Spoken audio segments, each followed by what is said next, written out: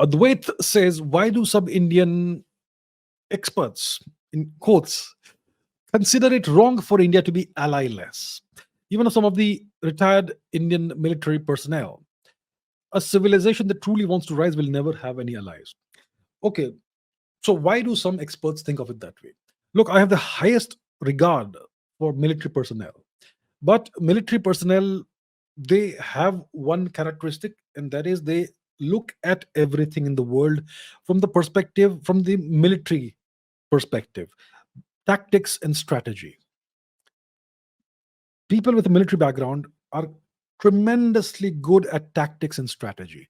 They will look at the geography, they will look at the map, they will look at the topographical map of the region, geographical terrain, they will see all the various topographical features, and they can tell you what tactics to use in this region, in this terrain, what strategy to use over a larger terrain, and so on. What they lack is, what most of them lack, I would say, is the deep understanding of history and culture. For example, if you ask a military personnel about Manipur, and let's say they've served in Manipur for 2 years, okay? They will talk about the terrain, the geography, the jungles, the kind of uh, insurgents you meet there, how ferocious they are, and how evil they are, and all that. But they will typically not know the deep history of the region and why these conflicts happened, and who are the real outsiders, who are the real indigenous people. They will not know this. Many of them. I'm not saying all. So that's a problem. So if you want to understand tactics, strategy, battle options, all of that, military strengths and weaknesses, all of that, military personnel are the best to give you insights in that. But when it comes to understanding geopolitics, I would have to respectably say that military personnel are generally not the best at giving you the right perspective when it comes to this. But in India, podcasters and news channels, they will invite military personnel to talk about geopolitics. It's a shortcut. It's a shortcut. The right kind of person you want to call or invite to explain geopolitics is a person who has served in the military and is also a historian. Will you find such people? You typically won't. I have once found such a person. His name is Dr. Edward Luttwak. He has served in war. He has seen action in battles, and he is a historian. He's a strategist, Dr. Edward Luttwak. And you will see my podcast with him on the Abhijit Chavda podcast episode. I don't remember which one, first 20, 25 episodes. It's somewhere in there. So that's the kind of person who can give you a proper perspective, which combines history, culture, and military matters. So retired army personnel, I don't know what calculations go on in their minds. They look at things from a very military perspective, and from a military perspective, when you are involved in a military operation, you need multiple companies, and you need an air component, you need a satellite component, you need communications, you need logistics, you need multiple detachments, platoons, tanks, infantry, all that. So they see that as allies, perhaps. That's why they think that in international relations, a nation like India should have multiple allies. Perhaps they see it that way. Perhaps I'm just speculating to a certain extent. Now, historically,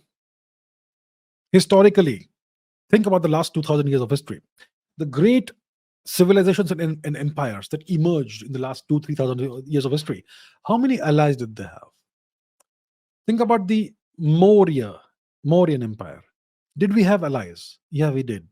We had one ally, the Seleucid Empire, Seleucus Nicator. So, yeah. So that was not really an alliance, it was a ceasefire.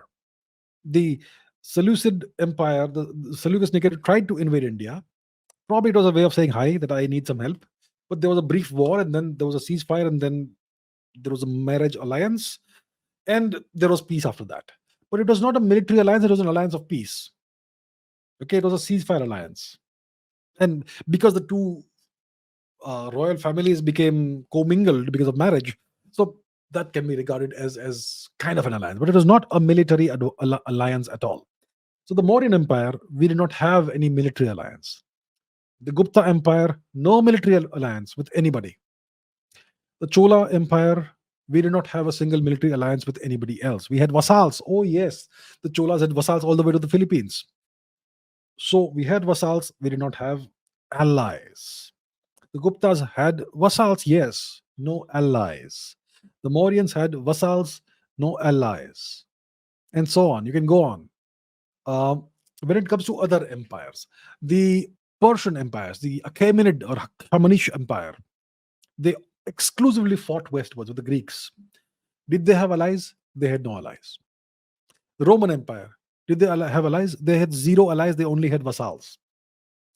The British Empire, did they have allies? No, they had vassals and colonies.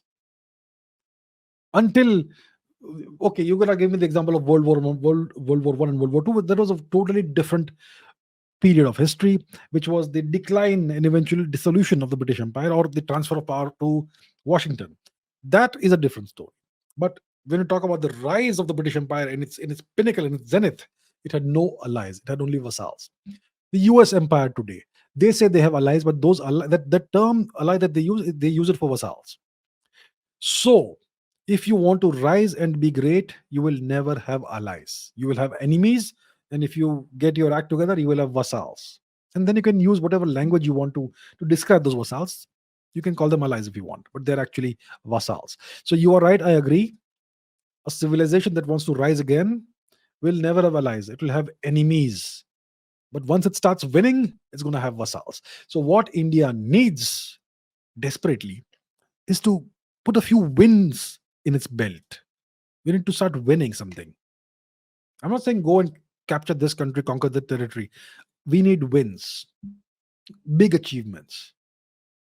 Yeah, space station in orbit around the Earth, moon landing, moon colony, Mars colony, or 50 nuclear submarines, or something of that sort, without actually going to war, or maybe a positive development west of India in the temporary nation and so on, or a positive development vis-a-vis China and Tibet.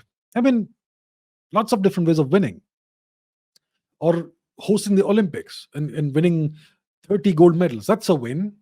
India needs to start winning. But the point is, as a civilization, if you want to rise again, and historically we have been number one, historically, that the past 10,000 years, the past 1,000 years has been an aberration. So, you want to rise again, you will not have any allies. You will have everybody standing up against you and trying to stop you from rising. You're going to have enemies. And that's what we are facing now. We're finally kind of rising. That's why everyone's against us. We don't have any allies. And it's fine to not have any allies. Why do we need allies? We are 1.4 billion of us. Why do we need allies? Don't we have each other? Isn't 1.4 billion people enough? We have each other. That's enough for us. We don't need allies. We need to get our act together, raise our standards, and start winning. That's what we need.